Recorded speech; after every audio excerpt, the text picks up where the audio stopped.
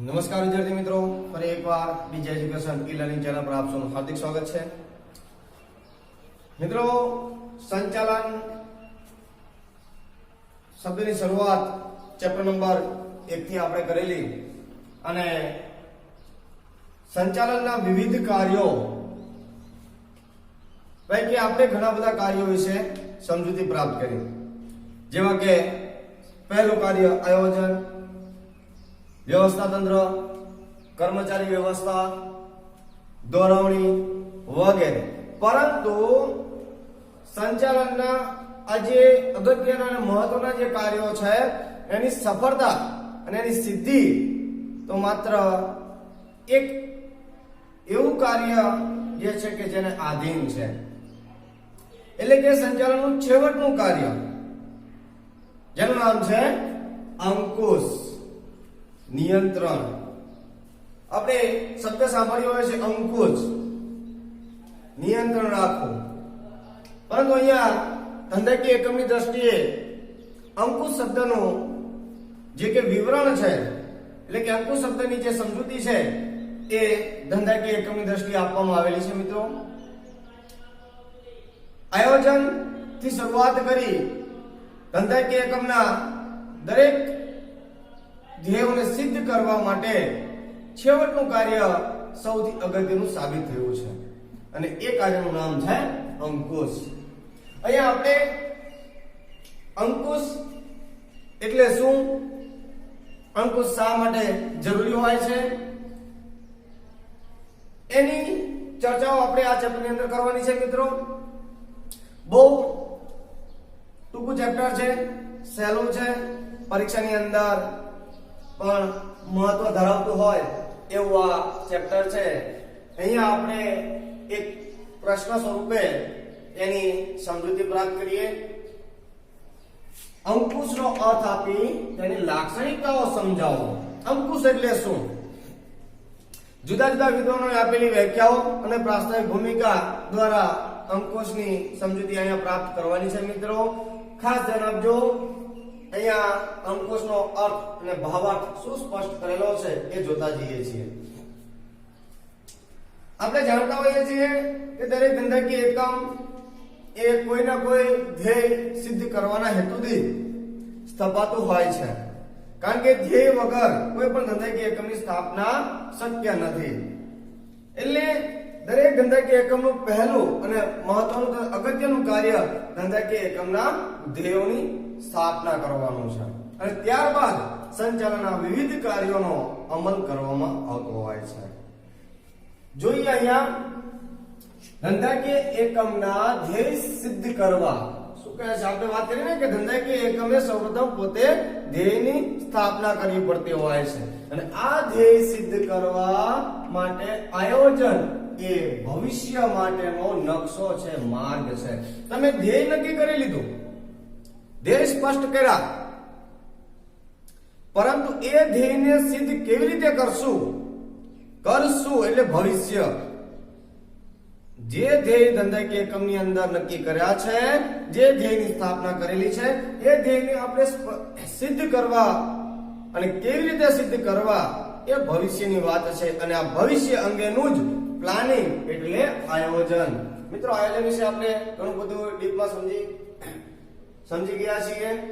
એટલે કે આયોજન એ ધ્યેય સિદ્ધિ માટેનો એક નકશો છે, માર્ગ દેખાડે છે, એક માર્ગ છે કે આ માર્ગે જો આગળ વધવામાં આવે તો ધંધાકીય એકમના ધ્યેયની સિદ્ધિ શક્ય બને છે. એટલે પહેલો પોઈન્ટ આપણને એ કહે છે કે ધંધાકીય એકમના ધ્યેય સિદ્ધ કરવા માટે આયોજન એ ભવિષ્ય માટેનો નકશો છે અને માર્ગ છે, એટલે કે રસ્તો છે કે એ રસ્તે જો આગળ વધશું તો ધ્યેય સિદ્ધ થશે. એકમ તે માર્ગે ચાલે તો ધ્યેય સિદ્ધિ સરળ બને છે. આયોજન દ્વારા જે માર્ગ નક્કી કરવામાં આવે, આયોજન દ્વારા જે માર્ગ નિર્ધારિત કરવામાં આવે એ જ માર્ગે આગળ વધવામાં આવે તો ધંધાકીય એકમના ધ્યેયની સિદ્ધિ એકદમ સરળ બને છે. મિત્રો, આયોજન દ્વારા ધંધાકીય એકમના ધોરણો નક્કી કરવામાં આવે છે. ધંધાકીય એકમ ભવિષ્યમાં શું કરશે, કયું કાર્ય કરશે, ક્યારે કરશે, કેવી રીતે કરશે અને કેટલા પ્રમાણમાં કાર્ય કરવામાં આવશે એ અંગેના ચોક્કસ ધોરણો નક્કી કરાય છે. કેટલું કાર્ય કરવું એનું ચોક્કસ એક માપદંડ કે ધોરણ અગાઉથી પૂર્વ નિર્ધારિત કરવામાં આવ્યા છે. એટલે આયોજન દ્વારા આ કાર્ય થાય છે. આયોજન દ્વારા ધંધાકીય એકમના ધોરણોની સ્થાપના કરવામાં આવે છે. ધોરણો, અનુમાનો એવા નામથી આને આપણે ઓળખતા હોઈએ છીએ. આ જે ધોરણોની સ્થાપના કરેલી છે એ જ ધોરણો જે ધંધાકીય એકમ કામ કરે છે, ધંધાકીય એકમ આયોજન મુજબ ક્યારે કામ કરે છે, આયોજન મુજબ વ્યવસ્થા ગોઠવે છે, વ્યવસ્થા ગોઠવ્યા પછી કર્મચારી વ્યવસ્થાની ગોઠવણી કરે છે અને એ મુજબ કાર્ય પદ્ધતિ કરે ને એ કાર્ય પદ્ધતિ કર્યા પછી જે પરિણામ મળે એવું કહે છે મળેલ પરિણામને નક્કી કરેલા ધોરણો સાથે સરખાવવામાં આવે છે. મિત્રો આપણે એક ચોક્કસ માપદંડ નક્કી કરીએ. ધારો કે ધોરણ 12 ની અંદર આપણે અભ્યાસ કરતા હોય અને આપણે એવું વિચારતા હોય કે મારે બોર્ડની પરીક્ષાની અંદર 90% અથવા 90% કે 80% કે જે આપણી કાર્ય કરવાની ક્ષમતા છે એ મુજબનું આપણે લેવલ નક્કી કરીએ, ધોરણ નક્કી કરીએ, પરંતુ એ ધોરણ સફળ થશે કે કેમ એના માટે પહેલેથી આપણે પૂર્વ તૈયારી કરવી પડે. બોર્ડની પરીક્ષા માર્ચ મહિનામાં હોય અને જ્યારે પ્રથમ પરીક્ષા આપણે જ્યારે અટેન્ડ કરીએ, પ્રથમ પરીક્ષા આપીએ અને એનું જે મેરિટ કે રિઝલ્ટ મળે એના આધારે આપણે બોર્ડની પરીક્ષાના રિઝલ્ટની અનુમાન કે આપણે એની વિચારણા કરી શકીએ છીએ. પ્રથમ પરીક્ષાની અંદર આપણને જે પ્રકારનું માર્કિંગ મળ્યું હોય, ક્લાસની અંદર શિક્ષક દ્વારા આપેલા સૂચનો મુજબ જે આપણને પરિણામ પ્રાપ્ત થયું હોય એના આધારે આપણે ભવિષ્યના બોર્ડના પરિણામની અપેક્ષા કરી શકીએ છીએ. મિત્રો એટલે સરખાવું કહેવાય છે કે જ્યારે આપણે તબક્કાવાર આગળ વધીએ છીએ ત્યારે મળતા પરિણામોને નક્કી કરેલા ધોરણો સાથે સરખાવવા જરૂરી છે. જે ધોરણો નક્કી કર્યા છે એને સાથે આપણે ખરેખર મળેલા પરિણામને સરખાવશું તો શું થાય? તો આગળ જોઈએ. જો મળેલા પરિણામોને ધોરણો સાથે સરખાવવામાં આવે તો સરખામણી કરતા તફાવત મળે છે. શું મળે છે મિત્રો? તફાવત. જ્યારે આપણે ખરેખર પરિણામોને ધોરણો સાથે સરખાવશું ત્યારે આપણને કોઈ તફાવત મળશે. એ તફાવત શેના કારણે મળ્યો છે એના કારણો શોધવામાં આવતા હોય છે. મિત્રો શું કરાય છે? તફાવત મળ્યો, પણ કયા કારણસર આ તફાવત મળ્યો છે એ તફાવતનું કારણ શોધી તેને દૂર કરવા માટે સુધારાલક્ષી પગલાં લેવામાં આવતા હોય છે. માત્ર આપણને તફાવત મળે એટલે તફાવતને આપણે શોધીને પછી બેસી નથી જવાનું.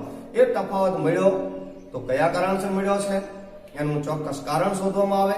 કારણ શોધ્યા પછી હવે તફાવત અથવા એ વિચલન તફાવત એટલે કે ભૂલ, આપણે કયા કારણસર એ તફાવતનું સર્જન થયું છે એનું ચોક્કસ કારણ શોધી એને માત્ર ખાલી શોધીને મૂકી નથી દેવાનું, પરંતુ એને દૂર કરવા માટેના સુધારાલક્ષી પગલાં લેવાની જરૂરિયાત છે. અને આ જ્યારે આપણે તફાવત જે મળે છે એને દૂર કરવા માટે, એને સુધારાલક્ષી પગલાં લેવા માટેનું જે કાર્ય છે એટલે એને અંકુશ તરીકે ઓળખીએ છીએ. એટલે કે મળેલા પરિણામને નક્કી કરેલા ધોરણો સાથે સરખાવતા મળતા તફાવત કે મળતા વિચલનને દૂર કરવાના કાર્યને કહેવાય છે અંકુશ. ખ્યાલ આવશે મિત્રો? સામાન્ય શબ્દમાં છે. હવે એવું આગળ શું કહે છે કે પૂર્વ નિર્ધારિત ધોરણો પ્રમાણે, પૂર્વ નિર્ધારિત એટલે પહેલેથી નક્કી કરેલા ધોરણો, પૂર્વ નિર્ધારિત પહેલાથી જ નક્કી કરેલા ધોરણો પ્રમાણે કાર્ય થતા રહે તે રીતે પ્રવૃત્તિઓનું નિયમન એટલે કોઈ પ્રવૃત્તિ વિચલિત ન થઈ જાય. નિયમન કરવું એટલે કોઈ પ્રવૃત્તિ જે માર્ગે આગળ વધે છે એ માર્ગથી ચલિત ન થઈ જાય એ મુજબનું નિયમન કરવાની વાત છે. નિયમન કરવું એ અંકુશનું હાર્દ છે. દાખલા તરીકે આપણે અહીંથી સુરેન્દ્રનગરથી અમદાવાદ જવું છે, આપણને કોઈ માર્ગદર્શન કરેલું છે કે આ રસ્તા દ્વારા તમે અમદાવાદ જશો તો તમે સરળતાથી સમયસર પહોંચી શકશો. હવે લખતર થઈને વિરંગામ થઈને આપણે અમદાવાદ જઈએ તો એ આપણને યોગ્ય રસ્તો મળે, પરંતુ ગામડાઓ વિંધીને આપણે જ્યારે અમદાવાદ જવા નીકળીએ ત્યારે ઘણી વખત એવું પણ બને કે આપણે માર્ગ ભટકી જઈએ છીએ અને જે આપણો લક્ષ્ય છે, જે કે આપણું નિર્ધારિત ધોરણ છે ત્યાં સુધી પહોંચવું છે, એટલે કે નક્કી કરેલા ધ્યેય સુધી પહોંચવું હોય તો પહોંચી શકતા નથી. પહોંચીએ તો સમયનો બગાડ થયેલો હોય છે. ઘણો બધો સમય એની પાછળ વેડફાઈ જાય છે. આપણે નક્કી કરેલા મુકામે પહોંચીએ તો એ સમય આપણી પાસેથી પસાર થઈ ગયો હોય છે. એટલે અહીંયા એમ કે છે કે નક્કી કરેલા ધોરણો પ્રમાણે જ કાર્ય પ્રવૃત્તિ થતી રહે એ પ્રકારે પ્રવૃત્તિનું નિયમન કરવું એ અંકુશનો મુખ્ય હાર્દ છે, એ મુખ્ય ભાગ છે, એ જ એનો મુખ્ય હિસ્સો છે કે કોઈ પ્રવૃત્તિ ચલિત ન થઈ જાય, કોઈ પ્રવૃત્તિ માર્ગથી વિચલિત ન થઈ જાય. હવે એને આપણે અર્થ અને વ્યાખ્યા સ્વરૂપે સમજીએ મિત્રો. અહીંયા આપણે બે એવા વિદ્વાનો છે કે જેને અંકુશની સરસ મજાની વ્યાખ્યા આપેલી છે. શું કહે છે જોઈએ છે. પીટર એ બ્રકર અંકુશ વિશે કહે છે કે અંકુશ એટલે પ્રયત્ન પરિણામ. મિત્રો શબ્દમાં ભાવાર્થ છુપાયેલા છે. પ્રયત્ન કરીએ તો પરિણામ મળે, બેઠા રહીએ તો કંઈ ન મળે. કંઈ પ્રયત્ન કરીએ તો પરિણામ મળે, બેઠા રહીએ તો કંઈ ન મળે. એક કામ કરશું તો કંઈક એનું પરિણામ મળશે ને, એ સારું મળે કે ખરાબ મળે પછીનો પ્રશ્ન છે. બેઠા બેઠા વિચારીએ કે મારે 100 માંથી 100% આવે, હું પરીક્ષા જ ના આપીએ તો જરૂરી છે ને કે એક્ઝામ અટેન્ડ કરવી પડે અને એક્ઝામ આપવા માટે પહેલા પૂર્વ તૈયારી કરવી પડે. બેઠા બેઠા વિચારીએ કે હું અબજોપતિ બની જાઉં. કેવી રીતે અબજોપતિ બનશું આપણે?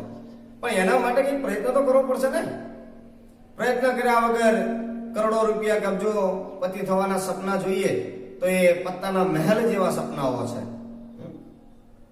એટલે ટૂંકમાં કહેવાનો ભાવાર્થ એ છે કે કોઈ પ્રયત્ન કરીએ તો પરિણામની પ્રાપ્તિ થાય, પ્રયત્ન કરવાથી પરિણામ મળે. સાધન અને ઉદ્દેશ વચ્ચે સમતુલા સાધવાનું કાર્ય એટલે અંકુશ. પ્રયત્ન કરીએ તો પરિણામ મળે તથા સાધન જે આપણી પાસે ઉપલબ્ધ સાધનો છે એ સાધનો અને ઉદ્દેશો ધંધાકીય કામના નક્કી કરેલા જે ઉદ્દેશો છે એના વચ્ચે સમતુલા સાધવાનું કાર્ય છે. પ્રયત્ન, પરિણામો, સાધનો અને ઉદ્દેશો વચ્ચે સમતુલા સાધવાનું કાર્ય એટલે અંકુશ. ખ્યાલ આવશે મિત્રો? અંકુશ એટલે પ્રયત્ન અને પરિણામ, સાધન અને ઉદ્દેશો વચ્ચે સમતુલા સાધવાનું કાર્ય એટલે અંકુશ. પીટર એ પ્રકારે બહુ સરસ મજાની વ્યાખ્યા આપેલી છે. આગળ બીજા એક વિદ્વાને સરસ મજાની વ્યાખ્યા આપી છે જેનું નામ આપણે જાણીએ છીએ મિત્રો. ઘણી વખત આનો ઉલ્લેખ થયો છે, હેનરી ફેયોલ. ધંધાકીય એકમમાં બધું નક્કી કરેલી યોજના મુજબ. ધંધાકીય એકમની અંદર બધું જ એટલે દરેક પ્રકારની કાર્ય પદ્ધતિ બધું જ નક્કી કરેલી યોજના મુજબ, આપેલી સૂચના મુજબ, નક્કી કરેલી યોજના મુજબ અને જે સૂચનાઓ આપેલી છે ઉપરી અધિકારીઓ દ્વારા આપવામાં આવેલી સૂચનાઓ મુજબ અને સ્થાપિત સિદ્ધાંતો.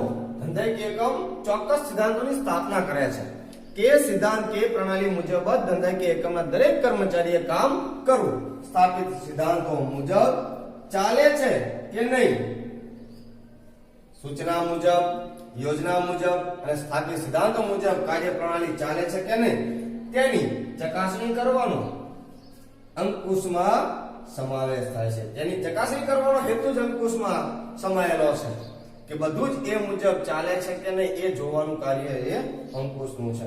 તેનો હેતુ શું છે? આ પરીક્ષામાં પૂછાતો હોય છે મિત્રો. એક માર્કની અંદર ઘણી વખત આ પ્રશ્ન પૂછાતો હોય છે. અંકુશનો મુખ્ય હેતુ શું? નબળાઈઓ અને ભૂલો શોધી કાઢવાનો છે મિત્રો. અંકુશનો મુખ્ય હેતુ શું? નબળાઈઓ અને ભૂલો શોધી કાઢવાનો છે જેથી એને સુધારી શકાય અને ભવિષ્યમાં પુનરાવર્તિત થતી અટકાવી શકાય. જો અહીંયા વ્યાખ્યા સ્વરૂપે નથી, અર્થ સ્વરૂપે આપણને વ્યાખ્યા આપેલી છે મિત્રો. સમજાયું છે, સ્પષ્ટ રજૂઆત કરી છે કે ધંધાકીય એકમની અંદર જે કઈ કાર્ય પદ્ધતિઓ છે, જે કાર્ય પ્રણાલીઓ છે એ બધું યોજના મુજબ, આપેલી સૂચનાઓ મુજબ અને સ્થાપિત સિદ્ધાંતો મુજબ ચાલે છે કે નહીં તે જોવાનું કાર્ય અંકુશનું છે. અંકુશનો મુખ્ય હેતુ શું?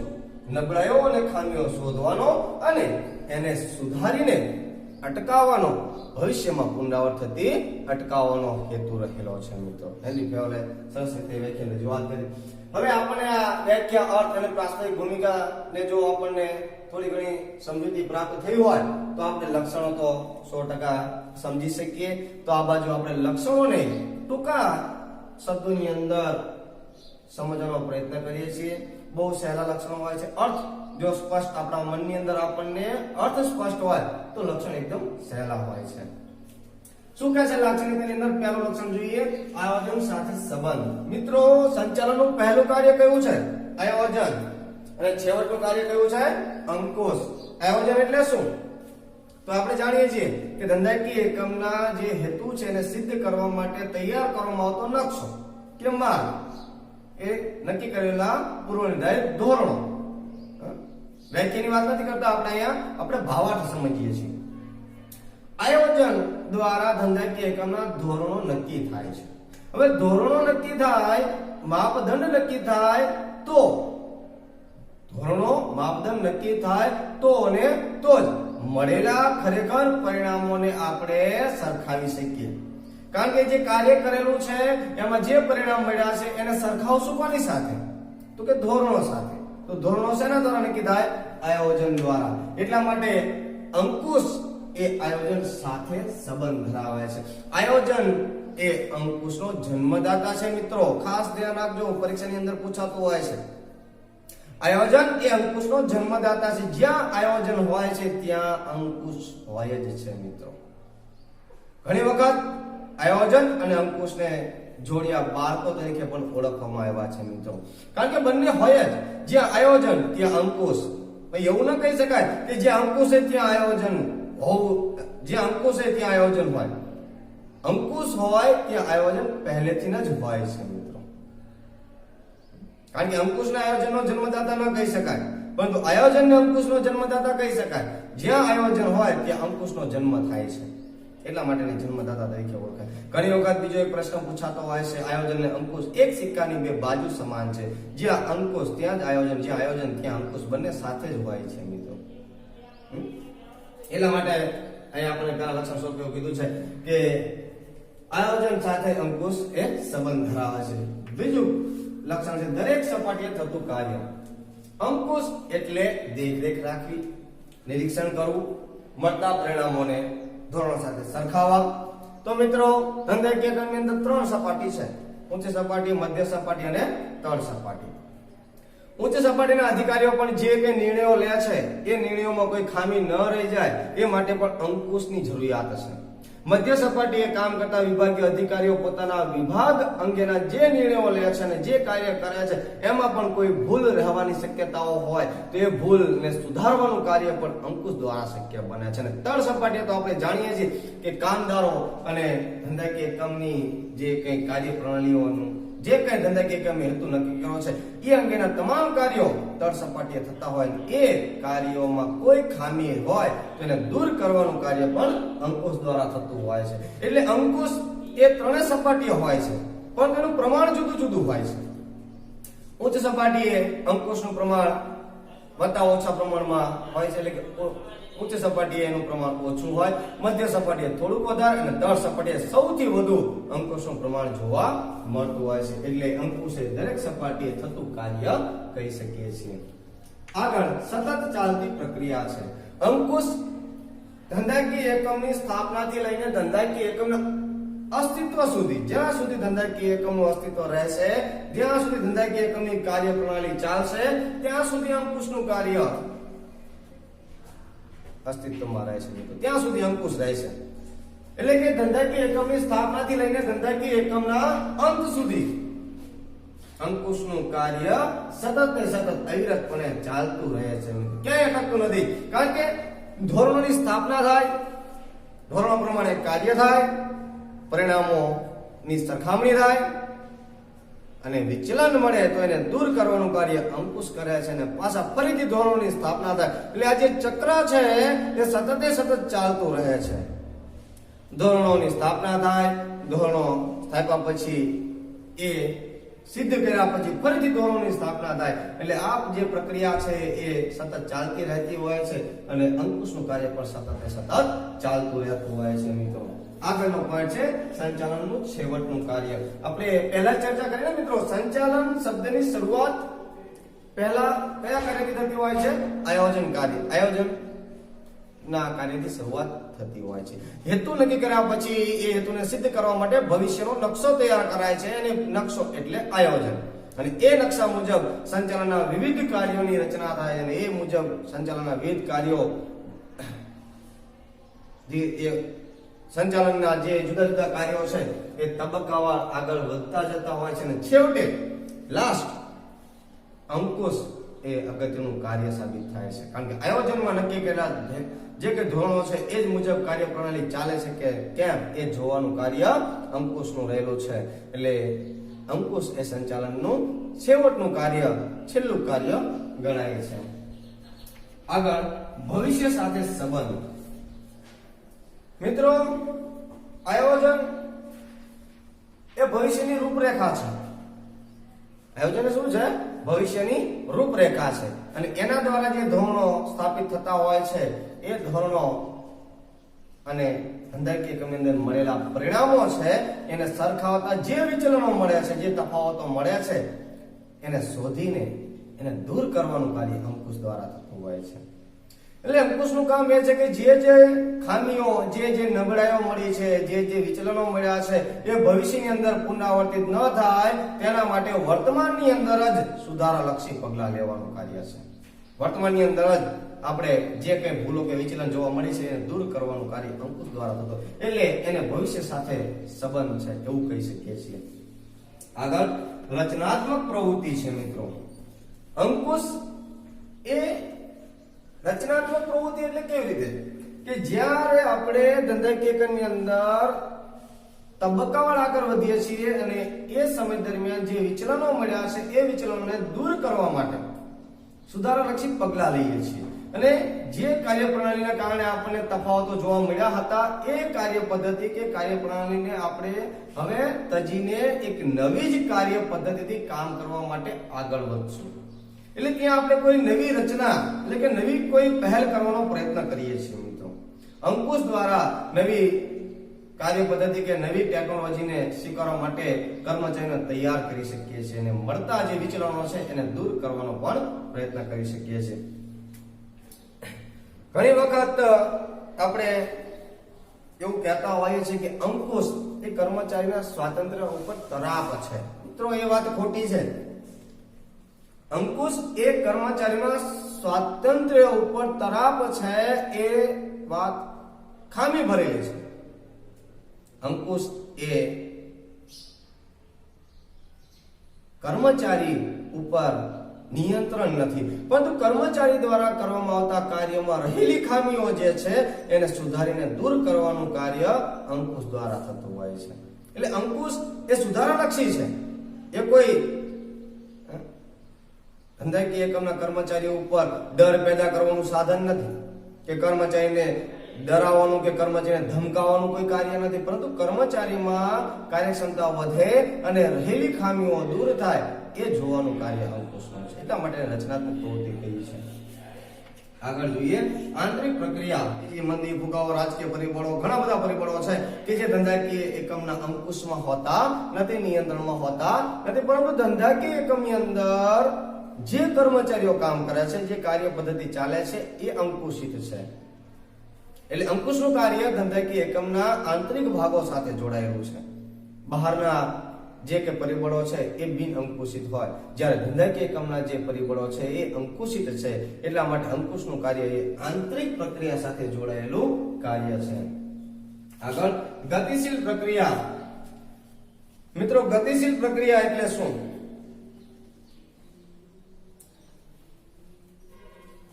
ધંધાકીય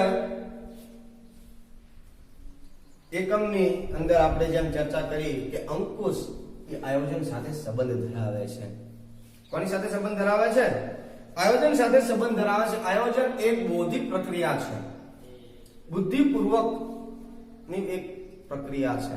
જ્યારે આયોજન મુજબ જે નિર્ણયો લેવામાં આવતા હોય અને એ નિર્ણયો મુજબ કાર્ય થાય છે કે નહીં એ જોવાનું કાર્ય અંકુશનું છે. એટલે કે આયોજન મુજબ જ્યારે કાર્ય પદ્ધતિ ચાલતી હોય એમાં કોઈ વિચલન કે કોઈ અવરોધો ઊભા થતા હોય ત્યારે અંકુશ એ અવરોધોને દૂર કરીને પ્રવૃત્તિને ગતિશીલતા આપવાનું કાર્ય કરે છે. જે પદ્ધતિ કાર્ય પદ્ધતિ છે એની અંદર ગતિશીલતા આપવાનું કાર્ય અંકુશ દ્વારા થતું હોય છે. કોઈ કાર્ય પદ્ધતિ કોઈ જગ્યાએ અટકે નહીં એ જોવાનું કાર્ય અંકુશનું રહેલું છે. આગળ જોઈએ વ્યક્તિલક્ષી પ્રવૃત્તિ છે. મિત્રો, અંકુશ એ વ્યક્તિ ઉપર એટલે કે જે કર્મચારી છે જે કુદરતી ધંધાકીયની અંદર રહેલ જીવંત સાધન છે એના ઉપર આપણે અંકુશ રાખી શકીએ છીએ મિત્રો. કારણ કે નિર્જીવ જે સાધનો છે એનો ચલાવનાર તો માત્ર સજીવ સાધન જ છે ને. કોઈ પણ યંત્રો છે એને ચલાવનાર કોણ હોય છે? તો કે ધંધાકીય એકમની અંદર રહેલ સજીવ કે જીવંત સાધન છે.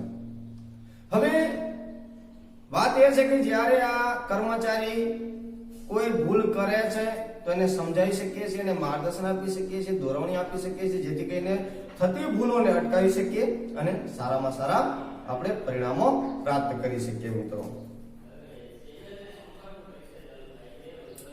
બીજી એક બાબત એ પણ છે કે અંકુશ કોના પર રાખી શકાતો હોય છે? એક પ્રશ્ન છે મિત્રો, અંકુશ કોના પર રાખી શકીએ? મિત્રો અંકુશ વ્યક્તિ ઉપર રાખી શકીએ. અંકુશ વ્યક્તિ માટે હોય છે, વ્યક્તિ ઉપર રાખી શકીએ છીએ. અંકુશમાં મુખ્ય કેન્દ્ર સ્થાન વ્યક્તિ એટલે કે જીવંત વ્યક્તિનું સ્થાન છે. એ ધંધાકીય એકમની અંદર કામ કરતા જે કર્મચારીઓ છે એના ઉપર અંકુશ રાખી શકીએ છીએ. એને થતી ભૂલોને અટકાવવા માટે પ્રોત્સાહિત કરી શકીએ છીએ અને જે કઈ અવરોધો હોય એને દૂર કરવા માટે સુધારલક્ષી પગલાઓ લઈ શકીએ. એટલે અંકુશની પ્રક્રિયા એ સંપૂર્ણ રીતે વ્યક્તિલક્ષી પ્રક્રિયા કહેવાય છે. અને લાસ્ટ વન જોઈએ, અંકુશ વૈધિક અને અવૈધિક હોઈ શકે છે.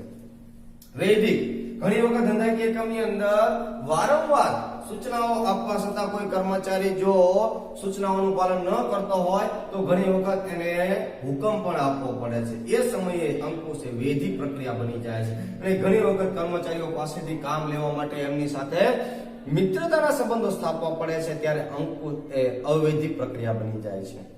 એટલે અંકુશ એ ધંધાકીય એકમની અંદર વૈધિક અને અવૈધિક રીતે પણ હોઈ શકે છે મિત્રો. ઘણી વખત કર્મચારીએ કરેલી ભૂલને આપણે જો ઘણી વખત એવી ભૂલો હોય કે જે એને સમજાવીને પણ આપણે એના મિત્ર ભાવથી એને સમજાવીને આપણે એ ભૂલ દૂર કરવાનો પ્રયત્ન કરી શકીએ છીએ. પરંતુ ઘણી વખત વારંવાર ભૂલ કરતો હોય તો આપણે શિક્ષાત્મક પગલાઓ લઈને પણ એ ભૂલો દૂર કરવા માટેનું કાર્ય પણ કરતા હોય તો એ પ્રક્રિયા વૈધિક પ્રક્રિયા બનતી હોય છે. અને જ્યારે આપણે એને મિત્ર ભાવથી એની સાથે જોડાયેલા રહીએ અને એની પાસેથી મિત્ર ભાવથી કામ લઈએ તો એ અવૈધિક પ્રક્રિયા બને છે મિત્રો.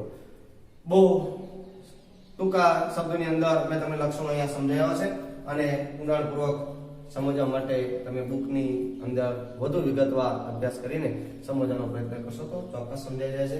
છતાં કોઈ ક્વેશ્ચન હોય, કોઈ ક્વેરી હોય તો કોમેન્ટ બોક્સની અંદર કોમેન્ટ કરી શકો છો. અહીંયા રાખીએ છીએ. Thank you.